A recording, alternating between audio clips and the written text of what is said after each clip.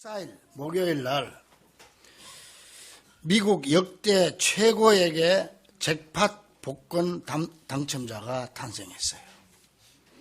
이 당첨자는 사우스캐롤라이나에 사는 여성인데 당첨금이 무려 우리 돈으로 1조 7천억. 일시, 백, 천,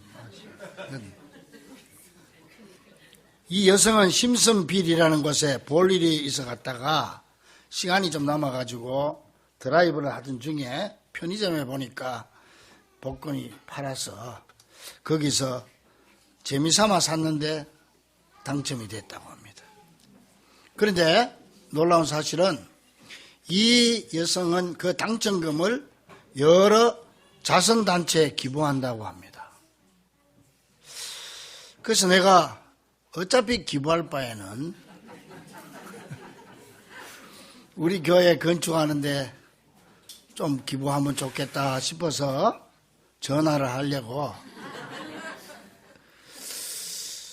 알아보니까 그 담당 변호사가 일체 신원을 공개하지 않는다고 이미 선포를 해버렸기 때문에 전화해도 필요 없겠다 싶어가지고 전화를 안 했습니다.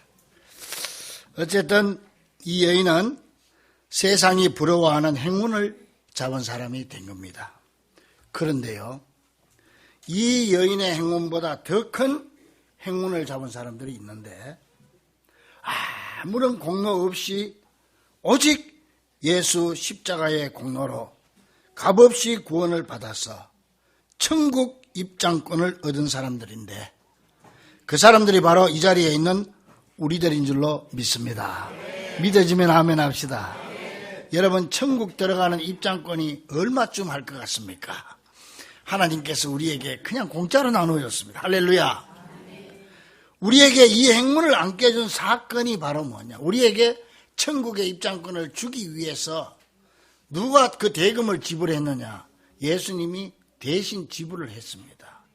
그 지불한 금액이 너무너무 엄청나고 크기 때문에 그건 예수님이 십자가로 당신의 생명을 바쳐서, 몸을 바쳐서 우리에게 천국 갈 수 있는 구원의 티켓을 허락해 주신 줄로 믿습니다. 이거 생각할 때 얼마나 감사합니까? 하늘을 두루마리 삼고 바다를 먹물 삼아도 다 기록할 수 없겠네. 그런 찬송이 있지 않습니까? 우리에게 이 행운을 안겨준 이 예수 그리스도의 십자가, 이 사건은 언제부터 계획이 됐느냐 하면은 아담과 하와가 에덴 동산에서 선악과를 따먹을 때부터 하나님이 미리 계획을 하신 겁니다. 이게 뭐 우발적으로 로마 군인들이 예수님 잡아가 십자가에 못 박아 죽여서 그렇게 된 게 아니고 그 창세기 때부터 계획이 돼서 철저한 프로그램 속에서 내려와서 거기서 십자가에 죽게 되는 거죠.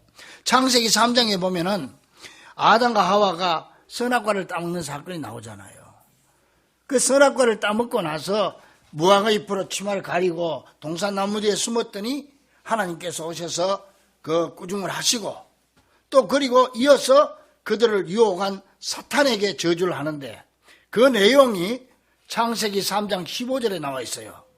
내가 너로 여자와 원수가 되게 하고 내 후손도 여자의 후손과 원수가 되게 하리니 여자의 후손은 내 머리를 상하게 할 것이요 너는 그의 발꿈치를 상하게 할 것이니라. 이 말씀 뭐냐 하면은 내가 너로, 하나님이 사탄 보고 말이지, 여자와 원수가 된다. 인간들과 원수가 되게 한다. 그리고 내 후손, 사탄의 후손, 마귀 새끼들도 다 여자의 후손과 원수가 되게 한다. 자, 여기에 여자의 후손이란 말이야. 이스라엘이나 우리나라나 다 사람은 남자의 후손으로 보는 거예요. 그런데 왜 여자의 후손이라고 했을까요? 여자의 후손이 되려면 남자 없이 처녀가 애를 낳으면 여자의 후손이 되는 거예요. 그런데 이 세상에서 남자 없이 어떻게 아이를 낳을 수가 있습니까? 그러면 이 우주 만물에 지금까지 모든 인류 중에서 남자 없이 처녀가 애를 낳은 사람은 딱 한 사람 있어요. 누구예요? 마리아가 누굴 낳았어요? 그 예수님은 성령으로 잉태됐단 말이에요. 그래서 예수님이 성령으로 잉태돼야 되겠다 하는 그 예언이 창세기부터 나와 있는 거예요. 선악과 따먹은 직후에 하나님이 내가 너희들에게 예수를 처녀의 몸에서 보내겠다. 그래서 그 예수 여자의 후손은 내 머리를 상하게 할 것이요 악한 사탄 마귀를 무찌르는 거예요. 그리고 너는 그의 발꿈치, 그 처녀의 아들 여자의 후손 예수 그리스도의 발꿈치를 상하게 할 것이니라. 발꿈치를 상하게 한다고 하는 건 십자가에 못 박는 걸 얘기하는 거예요. 여기에 벌써 예수님이 나오고 십자가가 나오는 거예요. 그러니까 하나님은 선악과 이후에 이미 예수님의 십자가를 통해서 인류를 구원할 계획을 가지고 계셨다는 말입니다. 그래서 우리는 이 창세기 3장 15절을 원조 복음이라고 합니다. 원조 복음. 여기에 예수님이 나오고 십자가가 나오니까 원조 복음, 최초 복음이라고 합니다.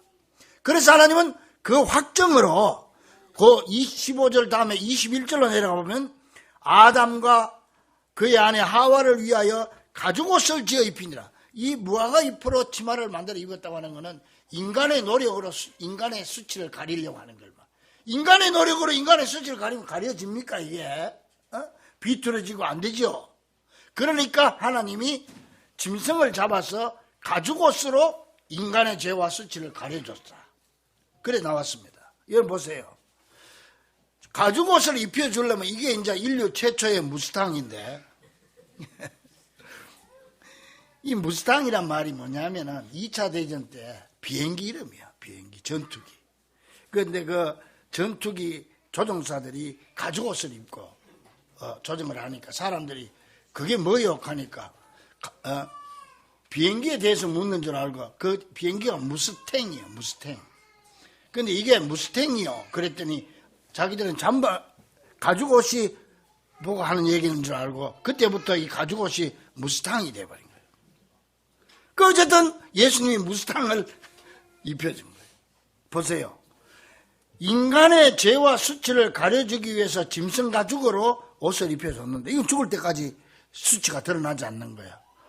근데 문제는 뭐냐면은 이 짐승이 무슨 죄가 있느냐는 거예요.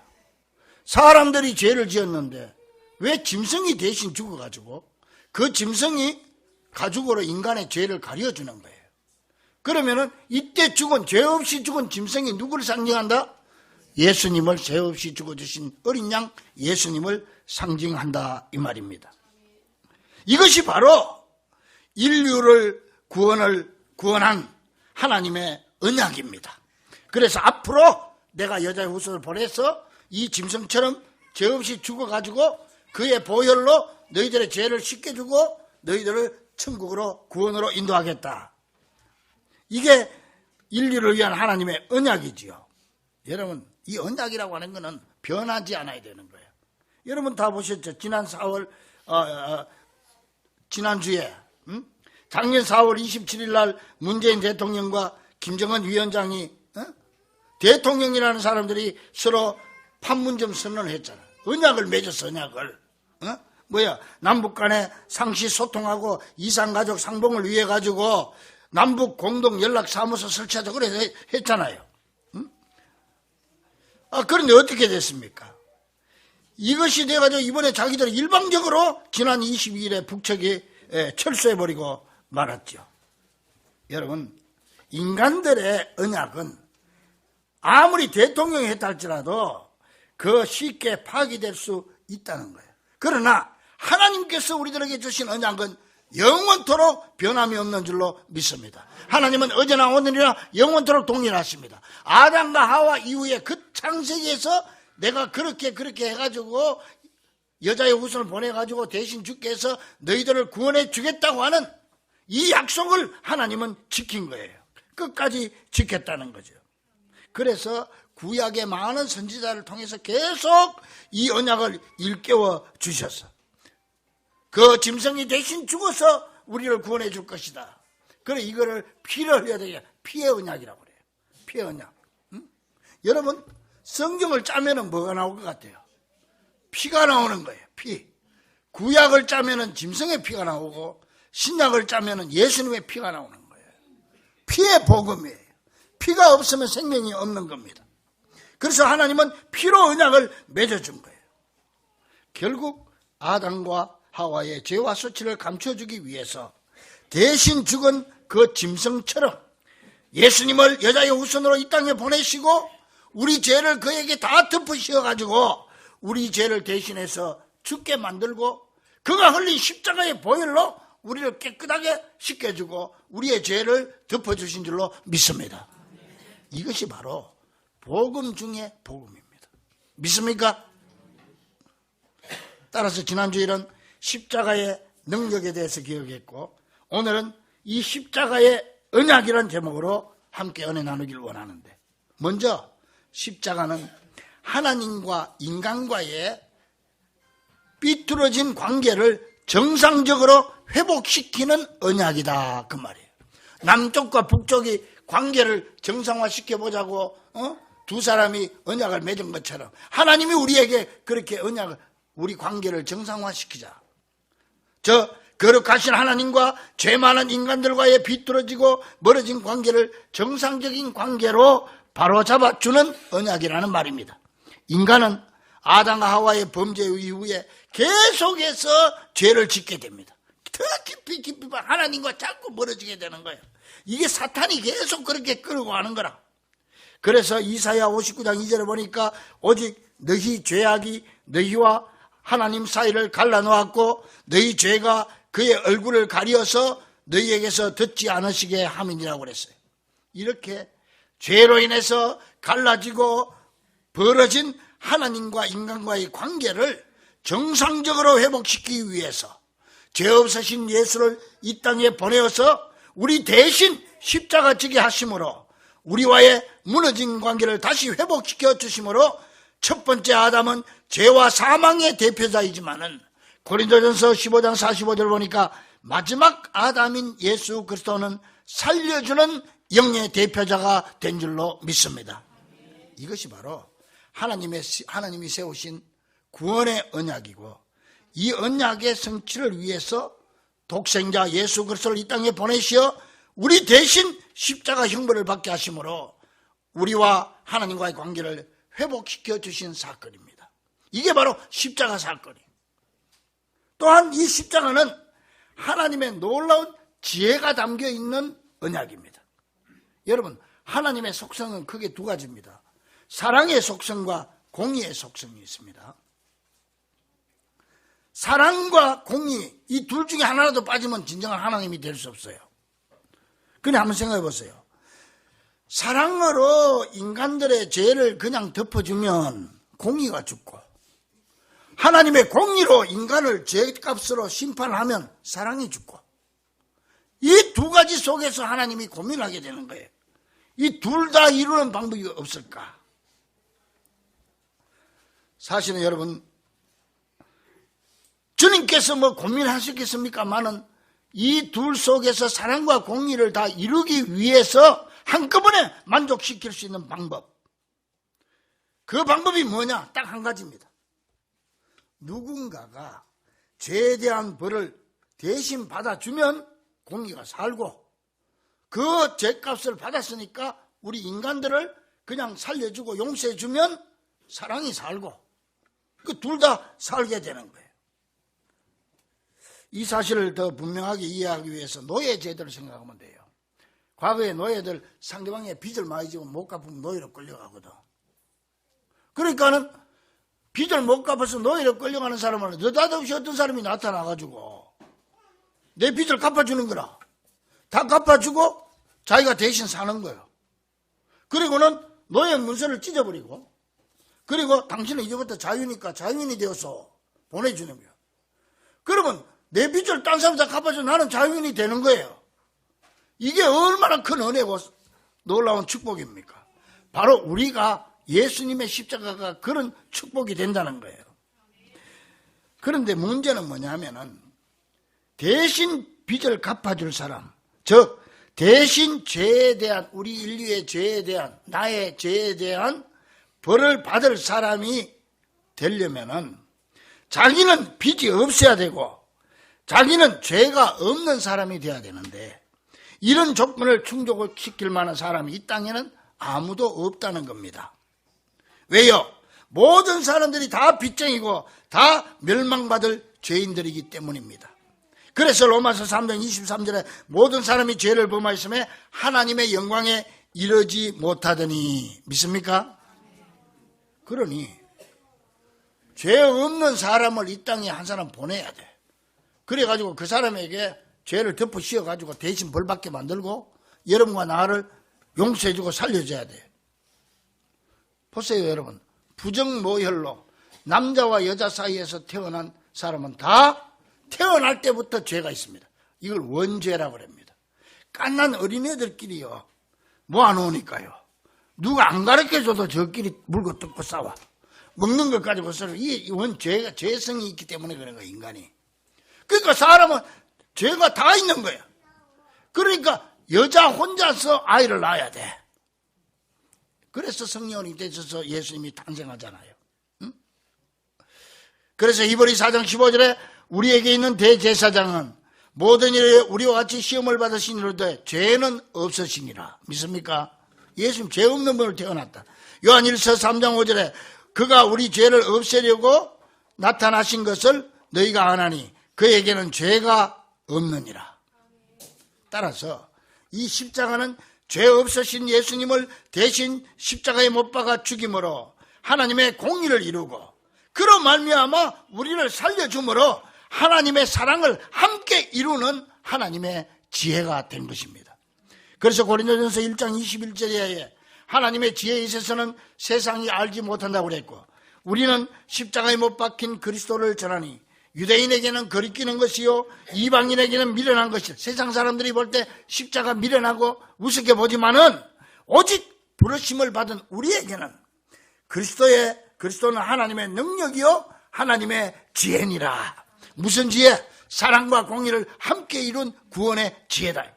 하나님의 어리석음이 사람보다 지혜롭고 하나님의 약하심이 사람보다 강하니라. 따라서 십자가는 죄인된 우리로 하여금 그를 믿음으로 죄와 사망으로부터 구원을 얻게 하는 하나님의 지혜요, 변함없이 우리를 사랑하시는 하나님의 사랑의 확증이 되는 것입니다. 그래서 로마서 5장 8절에 우리가 아직 죄인 되었을 때에 그리스도께서 우리를 위하여 죽으심으로, 대신 죽으심으로 하나님께서 우리에 대한 자기의 사랑을 확정하셨느니라. 할렐루야. 그러므로 여러분, 이 놀라운 하나님의 지혜인 십자가를 마음 깊이 새기고 이제는 십자가의 은혜로 값없이 의롭다함을 얻은 백성으로서 하나님의 사랑을 더 깊이 깨닫는 여러분 되기를 주의 이름으로 간절히 축원합니다. 그래서 이 십자가의 길만이 우리를 구원으로 인도하는 언약이 되는 것입니다. 예수님은 십자가를 앞두고 내가 곧 길이요 진리요 생명이니 나를 말미암지 않고는 아버지께로 올 자가 없느니라 그랬어. 요즘 종교다원주의가 생겨가지고 교회 다니는 사람들 중에도 그런 소리 하는 사람이 있어. 에이, 뭐 꼭 교회만 가야 구원받냐? 불교를 다니든 유교를 다니든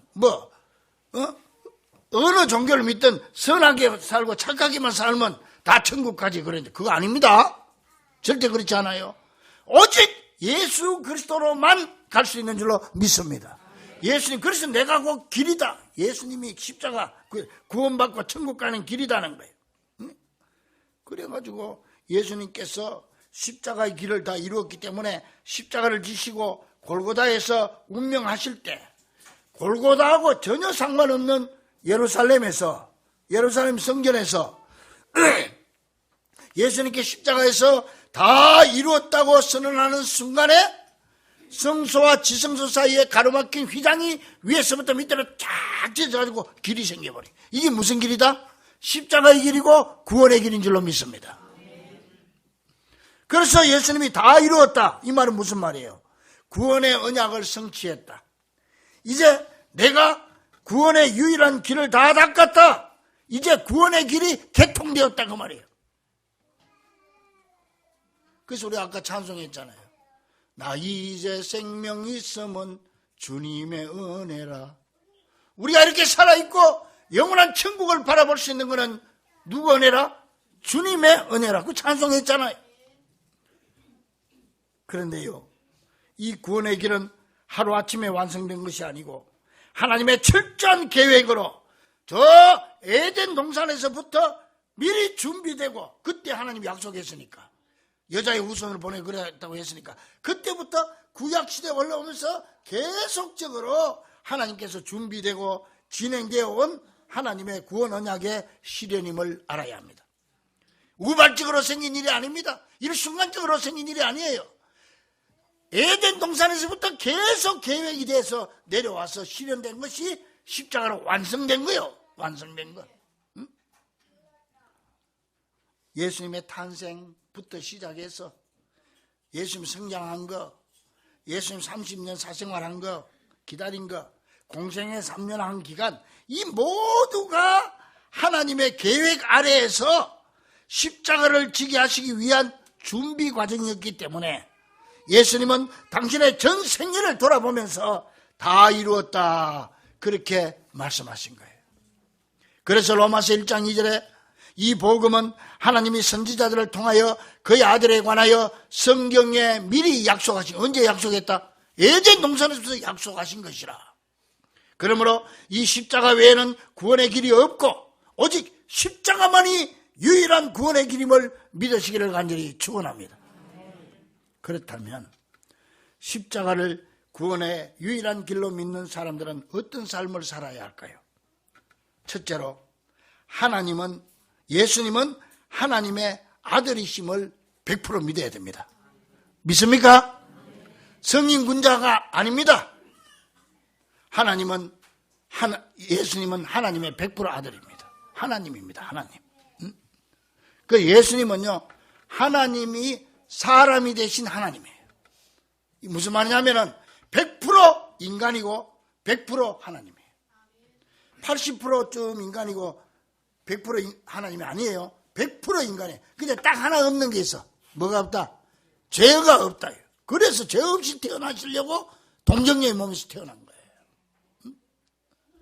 죄가 없는 분이란 말이에요. 그 외에는 다 있어.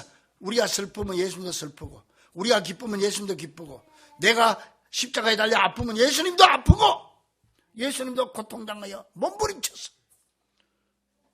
100% 인간이고 100% 하나님입니다. 이걸 믿어야 돼요. 그리고 둘째로, 그 예수님이 다른 사람이 아닌 바로 내 죄를 대신해서 십자가 지셨다는 사실을 믿고 의심하지 말아야 합니다. 믿습니까? 셋째로, 이 십자가만이 내가 구원받을 수 있는 유일한 방편임을 믿어야 합니다. 넷째로, 어떤 일이 있더라도 십자가의 믿음을 저버리고 또다시 죄악으로 빠져 사탄의 노예가 되지 않도록 최선을 다해야 하는 거예요. 가다가 넘어지면 하나님께 도움을 요청하세요. 이 부분은 쉬운 게 아닙니다. 이걸 성화의 단계라고 합니다. 여러분이 가다가 넘어지면 주님 앞에 도움을 요청하세요. 주님께서 여러분을 견인해 주시고, 우리의 연약함을 다 알고 계시는 주님께서 우리에게 새로운 길을 열어주십니다. 그래서 이브리 4장 15절에 우리의 대사장 되시는 예수님은 우리의 연약함을 동정하지 못하실 리가 아니다고 그랬어요. 여러분 힘들고 그럴 때 주님 앞에 매달리면 다 알아주신다. 로마서 8장 26절에 성령도 우리의 연약함을 도우신다고 그랬어요. 주님 앞에 도움을 요청하십시오.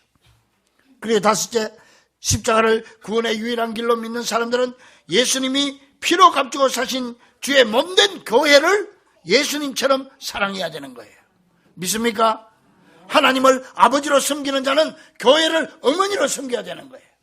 왜? 교회를 통해서 내 영혼이 거듭나 태어나고 양육되고 성장되고 내 믿음이 지켜지기 때문에 교회를 어머니로 섬겨야 됩니다.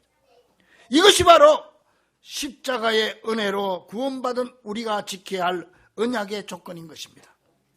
독일의 유명한 보네퍼 목사님은 나를 따르라는 책에서 이렇게 말했어. 하나님은 우리를 구원해 주시기 위해서 값비싼 대가를 치르셨는데, 무슨 대가?